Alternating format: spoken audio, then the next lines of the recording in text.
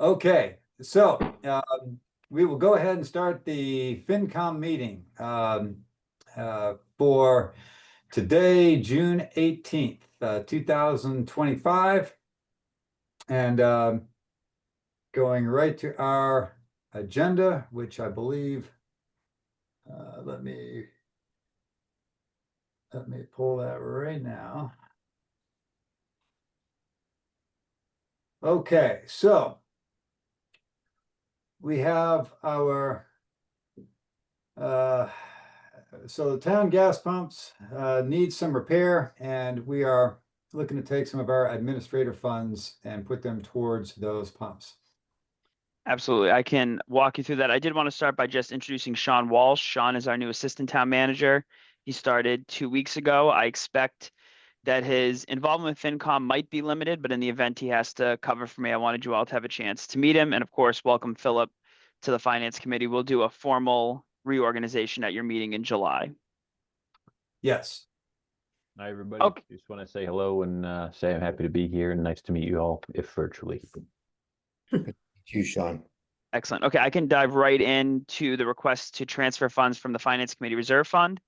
As you are all probably aware, and as you saw in the copy of the town meeting warrant that I sent you, the Finance Committee has access to a Finance Committee Reserve Fund. It's established annually by town meeting, typically from free cash, if not through the operating budget.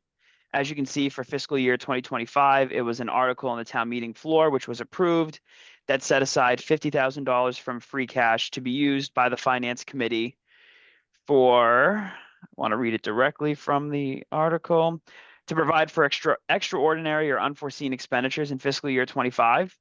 The Finance Committee bylaw is silent on what that means, and so all we can go by is what the language in the town meeting warrant is. Typically, Finance Committee reserve funds across the Commonwealth are reserved for things that you didn't budget, that are necessary, and that there's no other funding sources for. So in this case, these pumps are located at 89 Kendall Road. They service all town vehicles, including police and fire, as well as the school buses. The school buses, that contractor pays us for the gas that they use, but as a part of our contract and to ensure the buses operate efficiently, they have access to the town pump. So they're 24/7 use. Every 3 years, we are required, just like any commercial business, to obtain an inspection and a new license from the Commonwealth. As a part of that, they do a deep dive into the status of the tank. So annually, our insurance carrier looks at the tanks, or looks at the pumps rather, just by doing an exterior visual inspection and making sure that there's no obvious leaks or whatnot. This inspection is far more invasive. They remove the cap to the tanks. They use a robotic device to look inside. They assess the condition around it. And in doing so, I sent a copy of the LaMontagne Bros quote, which shows all of the work that's necessary. This work is necessary to obtain our licenses. So the question, I'm sure, is what happens if we don't do this work? If we don't do this work, at some point, the state will order us to shut the pumps down. That is obviously not convenient because it would require that our public safety vehicles go to a commercial gas station. It would cost the town more money. We'd have to set up a corporate account. By doing it this way, we're not paying taxes because the town is tax exempt. Whether or not the Finance Committee approves the transfer tonight, we will go ahead and do the work. But if we don't have access to the Finance Committee Reserve Fund, we'll be forced to run a deficit in the Department of Public Works budget, or to basically kind of squirrel money away from every single department that has access to these pumps, and then still run a deficit somewhere, but it would be sort of spread out. Why I think the Finance Committee Reserve Fund is the best use of it is because this money, if not spent at the end of the fiscal year, that $50,000, is going to become part of our free cash balance, which would then be reappropriated at a future town meeting. If we close the fiscal year in a deficit, then our free cash, which this money would roll back into, has to be used to cover the deficit. So essentially, if you don't spend the $30,000 from this account tonight, but we run a deficit elsewhere, because we have to close the deficit, there will need to be a future vote either by the Finance Committee and the Select Board to transfer funds to cover the deficits, or the state will take the $35,983 out of our free cash balance, essentially having the same effect.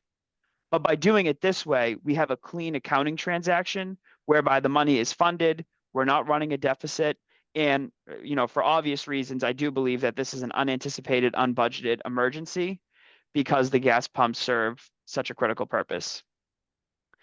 The Department of Public Works has a maintenance budget, which we use to perform the routine maintenance. It replaces manhole covers by the tank. It replaces the pump handles as they come. But because we only do this invasive work, we don't have a robotic camera. So for us to have gone in before the fiscal year, budget planning started, and to explore the condition, we simply wouldn't have had the resources to do it. So the only time we could have reasonably become aware of it is when this third party came in and did a full assessment. So for that reason, I'd be seeking a motion from the Finance Committee to approve the transfer of $35,983 to the Department of Public Works budget for only the purpose of completing the work that you see in the scope of work that I sent you earlier. And with that, obviously, I'm happy to answer any questions. So I guess we can maybe start with motions and then have a discussion and the vote. So with that, can I get a motion to approve this? Yeah, so moved. Okay, and a second? Second. Okay, thank you. All right, so motion a second. So for discussion from where I'm sitting, this is kind of a no-brainer. I mean, I don't really see any reason why we shouldn't do this. It just seems like a really obvious, straightforward thing. Mhm. I agree with you, Larry. Yeah. Agreed. Makes sense. Colin, you explained it very, very well. Thank you very much. Oh, and for my benefit here, do we typically just source one person to quote like repairs? And I know this one's minor, but typically would you normally source more than one or two quotes for a repair, or would you do you have like a limit or a threshold that determines that? It's a very good question. The answer is yes. On all procurements, we're required to obtain multiple quotes. In this case, we have an established contract with LaMontagne Brothers, which we periodically go back out to bid for to perform the inspection. As a part of that process, they're also the ones that perform the work. So the options are, one, what will automatically happen is after 5 years, we'll go out and see if there are other firms that provide this work. That's kind of our check on the competitiveness. If we decided that this cost was so unreasonable that we were going to, seek outside service, we would have to hire a new firm to perform the inspection. Of course, the risk to that is that a new firm finds things that this company was either not looking for, or given their long relationship with us, was not, I guess, dinging us on. Great, thank you. Okay. The only question I had in this quote was under installation, there's the last point, due to the nature of the repairs, we cannot guarantee we can give the icon boost installed, and passing. Is that there, like, Colin, could you please translate that for us?